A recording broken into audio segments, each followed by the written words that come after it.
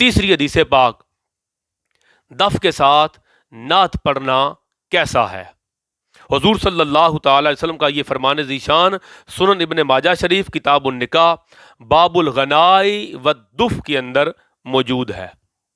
حضرت انس بن مالک سے مروی، حضور صلی اللہ تعالی علیہ وسلم مدینہ منورہ کی گلیوں سے گزرے۔ حضرت انس بن مالک فرماتے ہیں میرے آقا مدینہ پاک کی گلیوں سے گزرے، مر ببعد المدینتی، سرکار مدینہ شریف کی گلیوں سے گزرے، فَإِذَا هُوَ بِجَوَارِ يَضْرِبْنَ بِدُفِّهِنَّ وَيَتَغَنَّيْنَ۔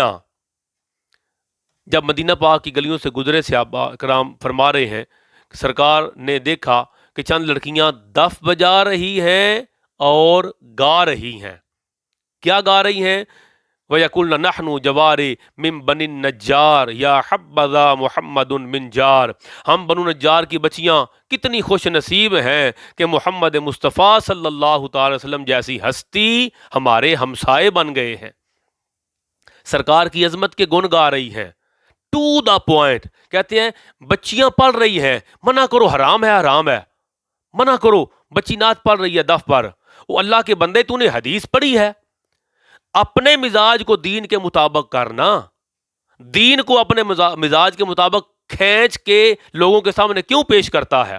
بھائی تقوی اس میں ہے کہ حضور کی فرما برداری کی جائے، پرہیزگاری یہ ہے کہ حضور کی غلامی کی جائے۔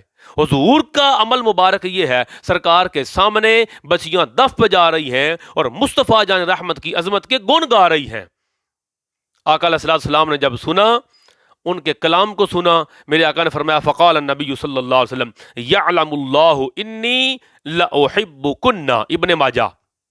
فرمایا آقا علیہ السلام نے ان کی نعت سن کے فرمایا میرا اللہ خوب جانتا ہے کہ میں تم سے بے حد محبت کرتا ہوں۔ دف کے ساتھ نعت پڑھنے والی بچیوں، میرے آقا فرما رہے ہیں میرا اللہ جانتا ہے میں تمہارے ساتھ بہت زیادہ محبت کرتا ہوں، اور کتنی محبت کرتا ہوں میرا رب جانتا ہے۔